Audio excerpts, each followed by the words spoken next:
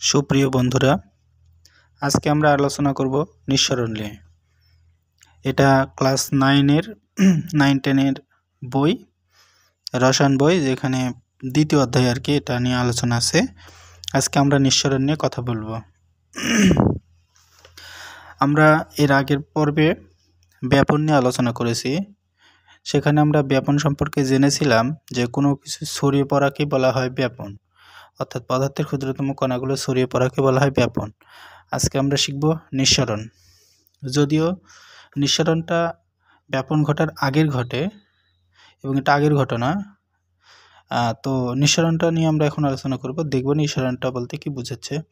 আমরা সংজ্ঞা পড়ার আগে একটা উদাহরণ দেখি। এখানে বলছে একটি হিলিয়াম গ্যাস বা বায়ু ভরা বেলুন নাও এবং ছোট্ট একটা ছিদ্র করো। কি ঘটছে লক্ষ্য করো। কিছুক্ষণের মধ্যেই দেখবে বেলুনটি চুপসে গেছে। ভেবে দেখেছো কেন এমন হলো? গ্যাসের বা বায়ুর অণুসমূহ ছিদ্রপথে বেরিয়ে পড়ছে। এক্ষেত্রে কি কোনো চাপ কাজ করছে? যদি চাপ কাজ করে তবে তো গ্যাসীয় বস্তুর স্বতঃস্ফূর্ত সমভাবে পরিব্যাপ্ত হওয়ার কথা নয়। ছিদ্রপথ অণুর স্বতঃস্ফূর্ত গতিকে বাধা দেয়। ছিদ্র যত বড় হতে থাকে স্বতঃস্ফূর্ততা তত বৃদ্ধি পেতে থাকে। যখন সম্পূর্ণ চাপমুক্ত হয় তখন ব্যাপনে রূপান্তরিত হয়। অর্থাৎ ব্যাপনটা পরে ঘটে, নিঃসরণটা আগে ঘটে। এখন আমরা উদাহরণটা দেখলাম। এখানে একটা চিত্র দেখতে পাচ্ছি। চিত্রে দেওয়া আছে যে একটা হিলিয়াম গ্যাস ভরা বেলুন এবং সেখানে একটা ছিদ্র করা হয়েছে এবং ছিদ্রপথে গ্যাসগুলো সজোরে বের হয়ে যাবে। তো হিলিয়াম গ্যাসের চাপ বেলুনের ভেতরে এবং বাহিরে সমান নয়, কারণ বেলুনের ভিতরে হিলিয়াম গ্যাসের চাপ প্রচুর এবং বাহিরে চাপ কম। বেলুনের ভেতরে চাপ বেশি থাকবে এবং এই সংজ্ঞাটা হবে এরকম: সরু ছিদ্রপথে কোনো গ্যাসের অণুসমূহের উচ্চ চাপ থেকে নিম্নচাপ অঞ্চলে বেরিয়ে আসার প্রক্রিয়াকে নিঃসরণ বলে।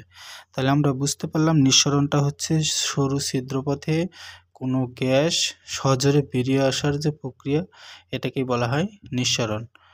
এবং এই ক্ষেত্রেও আমরা আরও দেখেছি, এর উদাহরণ হিসেবে বলতে পারি যে আমরা রান্নাঘরে যে গ্যাসের সিলিন্ডার ব্যবহার করি সেখানে গ্যাস সজোরে বের হয়ে আসে, সেটাও একটা নিঃসরণের উদাহরণ।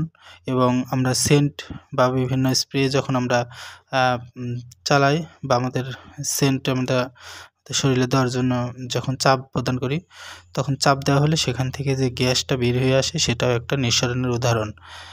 এছাড়া আমরা যখন জমিতে কীটনাশক ব্যবহার করি তখন যে মেশিনের সাহায্যে গ্যাস সজোরে বের করে দেওয়া হয় এবং সেখানে পানি সজোরে বের করে দেওয়া হয়, ওষুধসহ পানি, সেটা আসলে চারিদিকে ছড়িয়ে পড়ে। তো বের হয়ে আসার প্রক্রিয়াটা হচ্ছে নিঃসরণ এবং স্বতঃস্ফূর্তভাবে যখন ছড়িয়ে পড়বে তখন সেটাকে বলবো আমরা ব্যাপন। ধন্যবাদ। আজকে নিঃসরণ সম্পর্কে আলোচনা সবাই বুঝতে পেরেছো আশা করি। এবং তোমাদের যদি কোনো প্রশ্ন থেকে থাকে তবে আমাকে কমেন্ট করে জানাবে, আমি সুন্দর করে বোঝানোর চেষ্টা করব। ধন্যবাদ সবাইকে।